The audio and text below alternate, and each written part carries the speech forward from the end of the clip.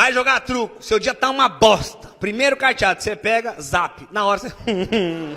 Esse é o truco paulista que tem o tombo. Você olha zap. Ei, o zap te dá um poder. Não, você já sorriu, deu o primeiro sorriso. Daí pra frente é só alavanca pra cima, que nem foguete, não tem marcha ré, moço. Você tá com o zap na mão, mas você não pode demonstrar que você tem zap. Você tem que segurar no semblante. Por dentro você tá aqui, zap, cara! Por fora você tá aqui, ó.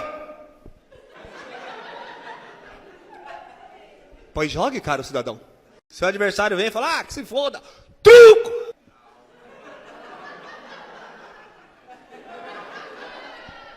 Que é que você falou? Truco, seu bosta! Nesse momento, você vai dar uma seisada nele. E a seisada tem que ser verdadeira, aquela seisada que vem de dentro. Você tem que carregar tudo de bosta que aconteceu no seu dia, que você vai lavar sua alma agora. Não, se foda, pode ser um padre, um papa, Deus perdoa. Fala, Deus, posso? Ele fala, brilha.